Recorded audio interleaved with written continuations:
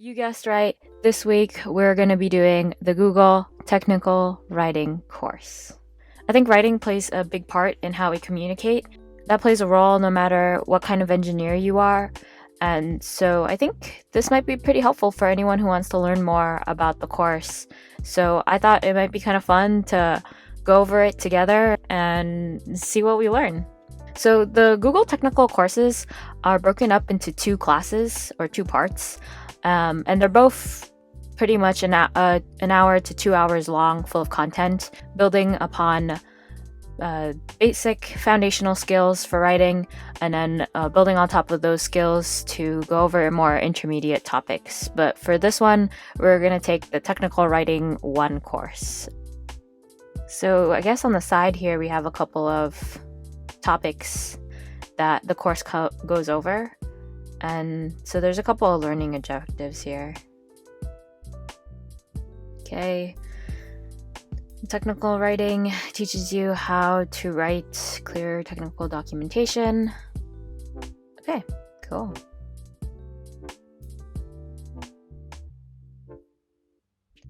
Let's just go on to the grammar.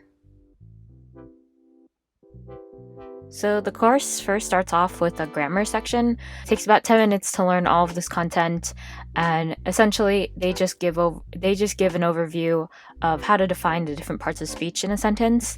So they go over a couple of different examples, but I'm just going to give the shortened version of it.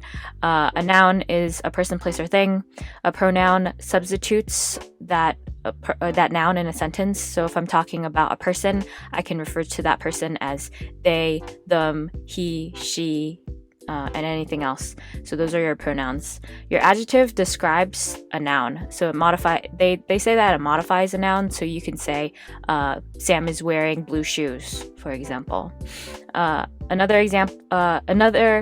Another part of speech that they go over is verb. So your verb is your action. Your adverb describes the action. So I can say I'm writing slowly. Slowly is the adverb in that sentence, and writing is the verb. And then you have your preposition, your conjunction, and your transition words.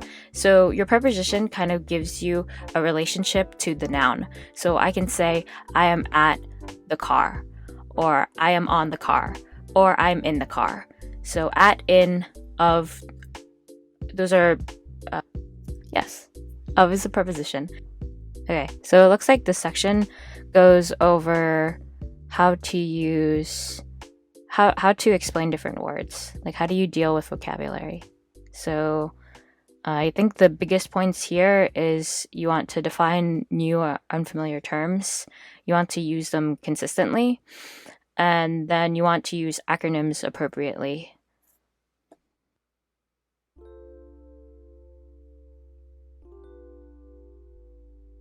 Okay, they also say if you're going to use acronyms to make sure that you boldface it. Yeah, and not to go back and forth between the abbreviated version or the acronym version and what it actually stands for. So define the acronym and use it.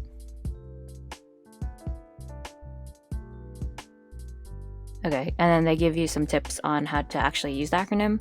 So don't use, it's probably not worth defining one if you're only going to use it a few times, and it's also not, it's probably better for you to use it if it shortens the text quite a bit.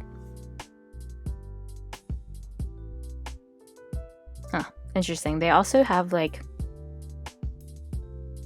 writing samples where they tell you can fix certain passages. Not sure if that's helpful for anyone. Okay, and then the last bit of this section actually goes over how pronouns can be confusing sometimes, especially when you refer to something as it. You know, when we talk about, and the example that they give here is Python is interpreted while C++ is compiled. It has an almost cult-like following. You don't know if you're referring to Python or C++ in the sentence, and so it might be better for you to actually specify what you mean. And then a few other ones that can be kind of confusing is this and that. They give a couple of tips around that. Basically, you may want to replace the pronoun with the actual noun if there are 5 words or more between what you're talking about and that pronoun. But also, never use the pronoun before you've introduced the noun. So that's nice. It's basically just around how your wording can be kind of confusing if you're not defining terms, using them consistently, defining acronyms and using them correctly, and also if you have some ambiguous usage of pronouns. All right, active voice versus passive voice. They have a little video here. Active voice versus passive voice. Active voice. The player kicks the soccer ball.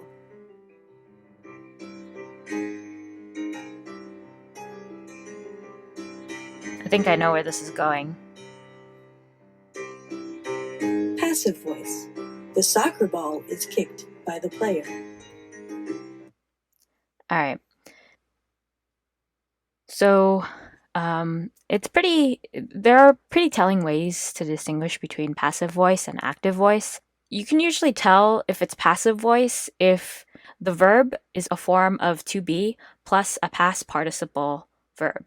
So was sat on is an example of a passive verb. And so typically you just want to reorder your sentences so that you can get an active voice an active sentence and an active voice if that's what you're going for. In different forms of literature, you actually sometimes intentionally write in passive voice, but that can also add to word count and be kind of confusing. They actually give you a couple more examples of this, which can help you pull it out. But essentially, you have whatever you're talking about, and then is, and then the verb, and then the actor in that sentence. And so if you say code is interpreted by Python, but code is compiled by C++, that's a pretty passive voice sentence. In active voice, you would say something like Python interprets code, but code is compiled in C++ or with C++. Okay, good. So they actually share why you would want to use passive voice over or active voice over passive voice, and also what I just mentioned around some use cases where you intentionally write in passive voice. I guess lately, in more emerging fields, that's no longer the case where you prefer passive voice over active voice, and people are trying to remedy that. But I think you'll still see it in academia and research reports where people will choose to be very objective and remove themselves away from what they're talking about. But I think in documentation, it helps to write in active voice.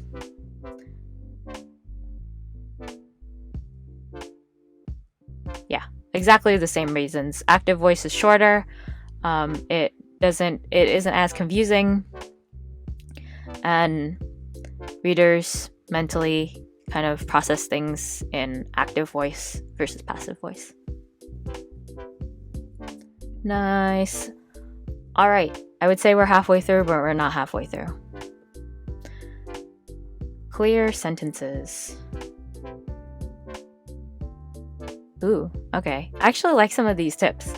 So the first one is around using strong verbs over forms of to be, like there is or there are, and just skipping those and going straight into what you're talking about.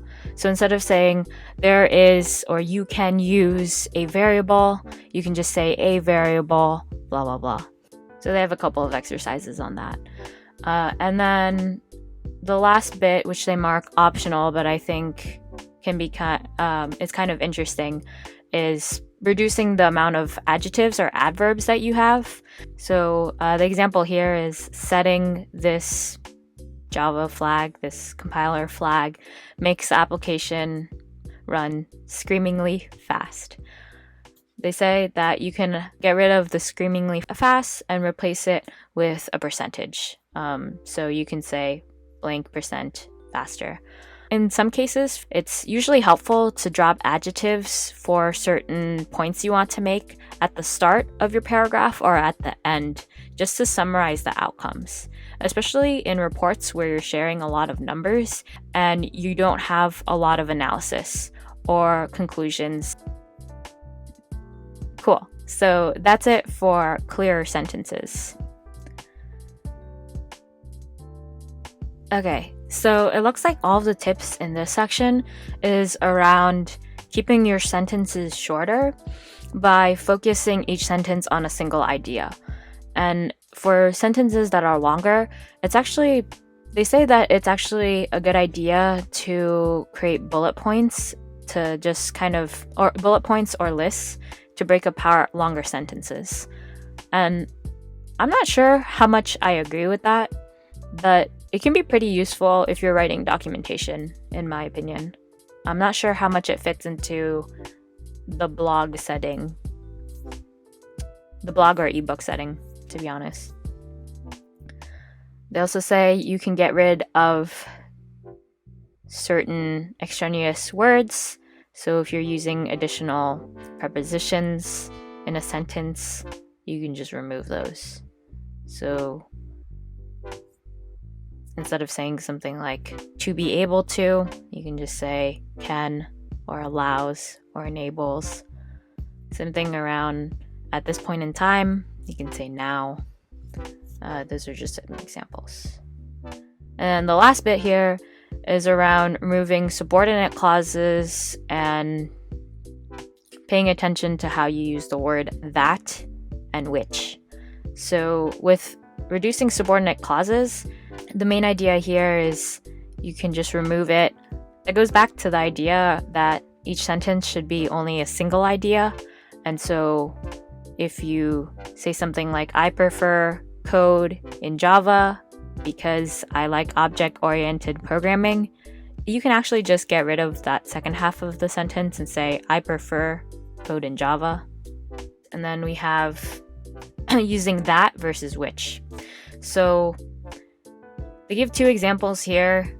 Basically, if you're using which, you want to make sure that anything that comes after it is just additional context and not necessary. Versus if you use that, whatever comes after it is pretty essential. So Fortran is perfect for mathematical calculations that don't involve linear algebra. You wouldn't typically use the word which for that one. And I think that's a pretty good call out because for a lot of us, it doesn't matter if we use the word that or which. And so when you're writing, you could just be like, I don't know the difference. So that's actually a pretty good call out. All right, we're in another section now. Lists and tables. And I would say we're about halfway done. All right. So with this one, you just want to make sure that every list, every table that you have has some type of text or introduction to it. So if you're going to be introducing some type of list, then you want to say the following types of blah, blah, blah are or do blah, blah, blah. So here they say the following types of lists dominate technical writing. So you can have bulleted lists, numbered lists, or I cannot say that word today. Embedded lists. Cool.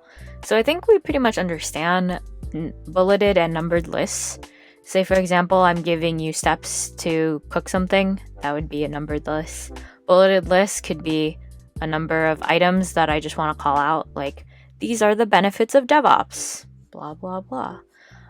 In embedded lists, you actually write it into one sentence. So they say that generally it's not a good idea to do this because it's hard to read.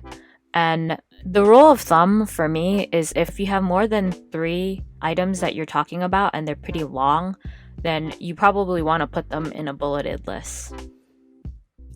And then they go on to say that when you keep items in that list, make sure that they're parallel and pretty consistent. If you're capitalizing all of the letters that go after the bullet, do that consistently. And if you're using them in a sentence, make sure that all of the items in that list are a complete sentence or used the same way. So they have a couple exercises on that. They also say that if you're doing numbered lists, you want to start off with a verb, or an action that you're going to take. So if I want to teach someone how to cook something, I would say boil this water, prep this vegetable or something, versus this example where they do that for some of the steps, but they don't do that for all the steps. Instantiate this class, invoke this method, the process stalls. Try to keep it consistent. And then again, same thing with tables. Just ensure that you're introducing every table, that the headings make sense, and that's pretty much it. I think that's pretty straightforward. It's just making sure that all the figures that you have are introduced and that you're thinking about how they're structured just like you would think about how you structure every other sentence. Cool. Now that we know a little bit more about words and sentences, I think now they're going to go into paragraphs, audiences, and whatever else is left here, which I don't think is much. Cool. So I think this is just around structuring your paragraphs to ensure that every paragraph also follows a single topic and that you introduce every paragraph with a strong opening sentence that clarifies the message of that paragraph. So typically, good paragraphs answer the 3 questions of what are you trying to tell your reader, why do you want your reader to know about this, and how should the reader use this knowledge. And they actually break it down in this example, which I think is really cool. Something that I'm thinking about too is that some of these examples are for engineers. So maybe if you don't have a technical background and you're trying to learn technical writing, this could be a good way to also pick up on things that you don't understand. But I don't know how useful this is for someone who doesn't have a technical background, especially when they're discussing or using programming concepts in these examples. But I think for the purposes of this course and for people who are actually adopting the course material to their own classroom setting or their own purposes, I think that this can be pretty useful because you could just swap out any of these sentences with something else. I mean, as a technical person who picks up any of these concepts, you could pretty much swap out any of these pieces and replace them with regular sentences, like I was saying with the recipes and cooking. Cool. So this is just, this next section is on audience and how to tailor your content to a specific audience. Here, they say that you can basically call out your target audience in your work, and they give a pretty strong example here about how to call out a specific target audience in a piece of work. I think that this works a little bit better in technical documentation than it does for a blog post. At least for my style, I like to say this blog post can help engineers, practitioners, or I can replace that with leaders to understand certain concepts, blah, blah, blah, whatever the concept may be. So maybe that's something that can kind of be tailored to your style. I think that saying this is the target audience and then putting it in bullet points is kind of strange. I don't know. But I understand where they're coming from. And I really like this second section on determining what your audience needs to learn, because it may be nice to say this blog post shares how to do these 3 things. And I think that helps kind of round things out, or even if you say it ahead of time, it gives people a good idea of what they can expect to learn from your writing. And then the last bit is around being careful about how you use idioms. So that's a piece of cake, or even hyperboles. Just don't use them, or be careful of how you use them. Yeah. And I think it's also be careful of abbreviations and be mindful of who you're writing for. If you're doing internal documentation for your team, you may be using certain concepts or acronyms that, or ubiquitous language basically, that may not translate well if someone new is being onboarded, or this project was going to be taken over by another team, for example. So just things to be mindful of. 4 more sections, though, not bad. We're about 30 minutes in. It definitely is not going to take an hour to do this. Yeah, so I actually everything that I said around audience is in this section, so that's pretty funny. Like, state your document scope, state your audience, establish your key points up front. I guess the audience piece was just around making sure you understand those concepts, and then this is how you would actually apply them. So I probably read that last section. Or I probably didn't understand what the point of that last section was. Yeah.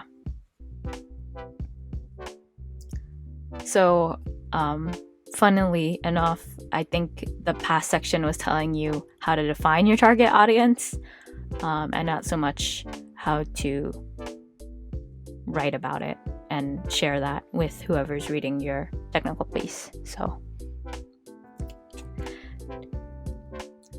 good content. I guess the last bit here is around breaking your topic up into sections. So I think the rule of thumb is, like, if you have 3, 4 paragraphs, keep it in a section. And if you have more than that, maybe think about using like subheading or an additional section to separate out all of your points. They also give some, this section is probably one of the more ambiguous sections here, because they have an exercise, but they give some pretty strange like advice around recording yourself talking about a topic and then writing about it. I'm not sure how I feel about that strategy, but in general, yeah, it does help to talk through certain concepts. I know I write how I talk. So if you're writing and you're struggling through it, I would probably try to read what you have on the paper at first, and then if it's not working out, just open a new tab, rewrite that piece fresh in your mind, and then see if that helps you. Alright, we're at the second to last, or third to last section, and it's around commas and punctuation. Commas, semicolons, dashes, parentheses. Here they say that if you have a complete sentence in your parentheses, that you should keep the punctuation inside. I don't really use a lot of these. I think that's why they marked this section optional. Ooh, okay. And then they just tell you that Markdown exists and you should get good at it, I think is what they say. But basically, for anyone who doesn't know what Markdown is, it's just a lightweight language that lets you quickly format text, like README files, for certain projects or code bases. I really like the site HackMD to do my Markdown, but figure out what works for you if you're writing Markdown, and go from there. Cool. And so the last bit is them just summarizing everything they went through. So I think all in all, this took about 30 minutes for me to go through.